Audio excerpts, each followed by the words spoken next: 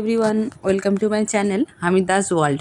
তো এই যে আজকে আপনাদের সঙ্গে শেয়ার করতে চলে এসেছি একটা বাঘার মাছের রেসিপি। হ্যাঁ, বাঘার মাছ সবাই হয়তো খেয়েই থাকবেন আর নামটাও শুনে থাকবেন। তো এই পিসগুলো দেখুন কত সুন্দর আর কত বড় বড়ভাবে কাটা হয়েছে।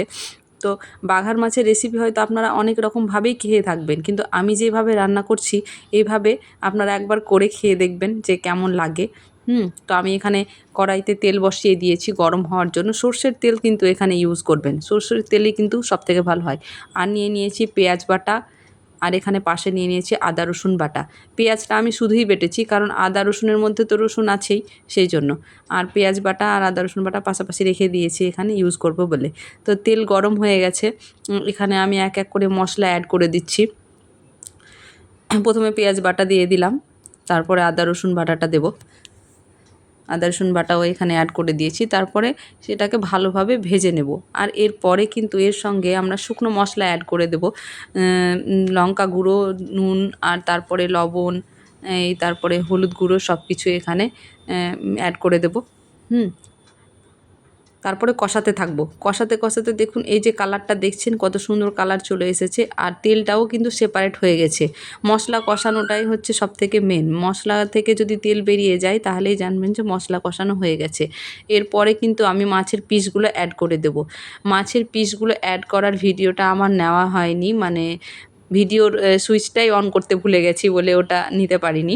তো যাই হোক, দেওয়ার পরে যে দেখতে পাচ্ছেন আলতোভাবে মাছগুলো দিয়ে কিন্তু এইভাবে আলতোভাবে সেটাকে কিন্তু উল্টে পাল্টে নিতে হবে। খুব বেশি খুন্তি দিয়ে নাড়লে হবে না, না হলে মাছগুলো ভেঙে যাবে।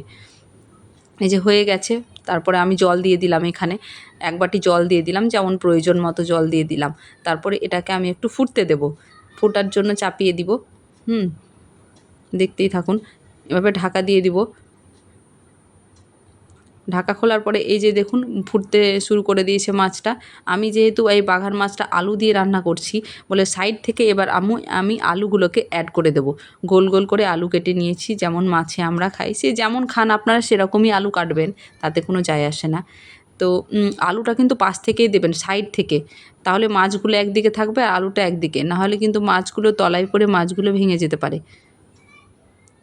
এই যে হয়ে গেছে, অনেক ফুটছে দেখুন।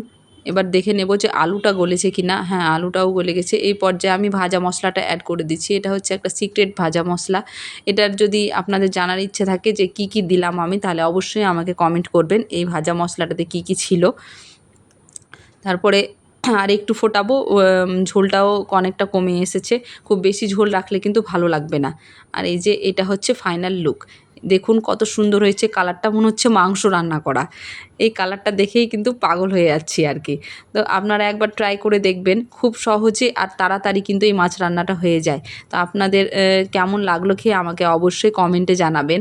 আর এটা বাঘার মাছের রেসিপি আপনাদের সঙ্গে একটা আমি শেয়ার করলাম।